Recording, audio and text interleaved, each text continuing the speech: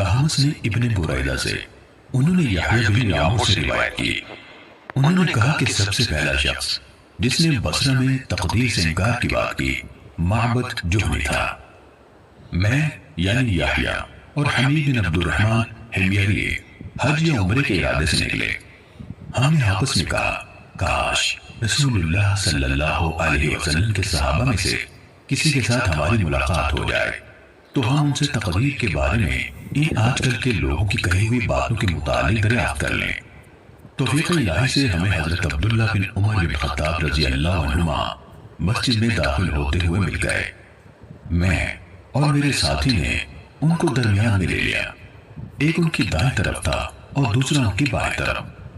مجھے اندازہ تھا کہ میرا ساتھی گفتگو کا معاملہ میرے سپرد کرے گا، چنانچہ میں نے عرض کی اے ابو عبد الرحمن، یہ عبداللہ بن عمر رضی اللہ عنہما کی کنیت ہے۔ واقع یہ ہے کہ ہماری طرف کچھ ایسے لوگ ظاہر ہوئے جو قرآن مجید پڑھتے ہیں اور علم حاصل کرتے ہیں، اور ان کے حالات بیان کیے۔ ان لوگوں کا خیال ہے کہ تقدیر کچھ نہیں، یعنی ہر کام نئے سرے سے ہو رہا ہے، یعنی پہلے سے اس بارے میں نہ کچھ طے ہے نہ اللہ کو اس کا علم ہے۔ ابن عمر رضی اللہ عنہ نے فرمایا جب تمہاری ان لوگوں سے ملاقات ہو تو انہیں بتا دینا کہ میں ان سے بری ہوں اور وہ مجھ سے بری ہیں۔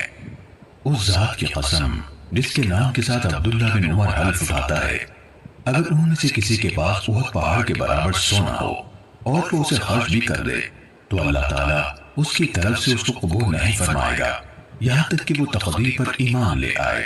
پھر کہا مجھے میرے والد عمر بن خطاب رضی اللہ عنہ نے بتایا ایک دن ہم رسول اللہ صلی اللہ علیہ وآلہ وسلم کی خدمت میں حاضر تھے کہ اچانک ایک شخص ہمارے سامنے نمودار ہوا۔ اس کے کپڑے انتہائی سفید اور بال انتہائی سیاہ تھے۔ اس پر سفر کا کوئی اثر دکھائی دیتا تھا، نہ ہم میں سے کوئی اسے پہچانتا تھا، حتیٰ کہ وہ آ کر نبی اکرم صلی اللہ علیہ وسلم کے پاس بیٹھ گیا اور اپنے گھٹنے آپ کے گھٹنوں سے ملا دیے اور اپنے ہاتھ آپ صلی اللہ علیہ وآلہ وسلم کی ران پر رکھ دیے اور کہا اے محمد صلی اللہ علیہ وسلم، مجھے اسلام کے بارے میں بتائیے۔ رسول اللہ صلی اللہ علیہ وسلم نے فرمایا اسلام یہ ہے کہ تم اس بات کی گواہی دو کہ اللہ تعالیٰ کے سوا کوئی عبادت کے لائق نہیں اور محمد صلی اللہ علیہ وسلم اس کے رسول ہیں۔ نماز کا اہتمام کرو، زکوٰۃ ادا کرو، رمضان کے روزے رکھو، اور اگر اللہ کے گھر تک راستہ طے کرنے کی استطاعت ہو تو اس کا حج کرو۔ اس نے کہا آپ نے سچ فرمایا۔ حضرت عمر رضی اللہ عنہ نے کہا ہمیں اس پر تعجب ہوا کہ آپ سے پوچھتا ہے اور خود ہی آپ کی تصدیق کرتا ہے۔ اس نے کہا مجھے ایمان کے بارے میں بتائیے۔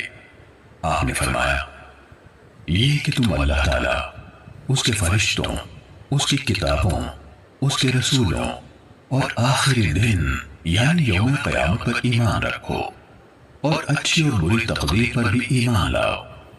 اس نے کہا آپ نے درست فرمایا۔ پھر اس نے کہا مجھے احسان کے بارے میں بتائیے۔ آپ نے فرمایا یہ کہ تم اللہ تعالیٰ کی عبادت اس طرح کرو گویا تم اسے دیکھ رہے ہو، اور اگر تم اسے نہیں دیکھ رہے تو وہ تمہیں دیکھ رہا ہے۔ اس نے کہا تو مجھے قیامت کے بارے میں بتائیے۔ آپ نے فرمایا جس سے اس قیامت کے بارے میں سوال کیا جا رہا ہے وہ پوچھنے والے سے زیادہ نہیں جانتا۔ اس نے کہا تو مجھے اس کی علامات بتا دیجئے۔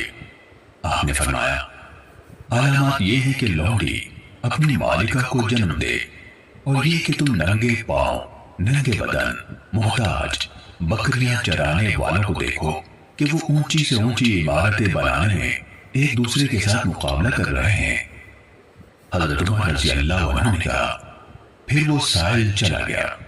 میں کچھ دیر اسی حال میں رہا، پھر آپ صلی اللہ علیہ وآلہ وسلم نے مجھ سے کہا اے عمر، تمہیں معلوم ہے کہ پوچھنے والا کون تھا؟ میں نے عرض کی اللہ اور اس کا رسول زیادہ آگاہ ہے۔